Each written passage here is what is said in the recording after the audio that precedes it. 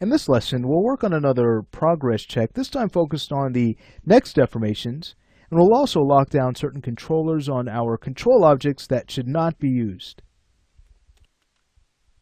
Let's start with the next deformations. We'll go in and create another box. All right, let's go ahead and center its pivot and align this to our bend control. Start to scale this down a bit more. Great. And let's go ahead and head over to our modify panel and add the skin modifier. Great. We'll now go ahead and find the next bone objects. There they are. We'll choose select. Great. We'll go ahead and press F3 to go back to shaded mode. We want to keep track of the wireframe on this object, so let's go ahead and make sure that we can see its topology. Simply go ahead and toggle that with F4 if you need to. We'll go ahead and select our head control and start to twist it around. Beautiful results. Have to be really excited with that. You can imagine how this will look when our character is skinned. Let's go ahead and take a look at our chest control. So you can see right now the head follows.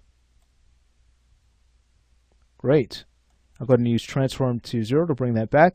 Watch what happens when we grab the head control and turn off follow chest. Now when we go ahead and start to move that parameter, you can see that that top connect curve is going to stay put. Great. Of course, we can go to the head control and toggle that. Fantastic. All right, so I might go ahead and leave follow chest on. With the head control still selected, we'll go ahead and right-click and choose transform to 0. And I'll do the same thing for the chest control, transform to 0 to bring this back. So the next thing we'll want to do is go ahead and check our scaling control. We should be fine. Great. Everything's working well. We can go ahead and select the chest control just to make sure neck volume is active. And do the same thing. Let's go ahead and move that around. How fun is that? We'll go ahead and grab the chest control and start to transform this. Okay, we'll go ahead and now grab the head control and start to just bring this down just to check our squash and stretch. And then we can go to our mid bend control and have more fun. All right, so I'll go ahead and undo back. Everything's working great. Let me check the scale of the global control just to make sure it's back at 100%. It sure is. All right, we no longer need our box object, so let's go ahead and delete that. And now we'll go ahead and work on locking down our controls. So we know that for our chest and head controls, as well as pretty much everything else for the pelvis, for the center of gravity, we need to make sure that they do not scale. Now we've already taken care of the controllers for our bend control. If we were to head over to our hierarchy panel and go to link info, remember we have taken care of that when we have set up the flexi line. So we're good to go on those controls.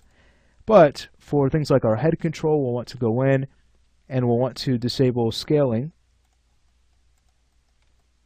We'll do the same thing for the chest, the center of gravity, and the pelvis. All right, we'll leave our global control alone, of course, so we can resize our character if we need to. So that's it. We are making wonderful progress. We have learned some really cool things as far as dynamic parenting, as far as the usefulness of this FlexiLine rig and the great results we'll get from it. Let's say we go ahead and show our character again. In the next lesson, we are ready to start working on the legs.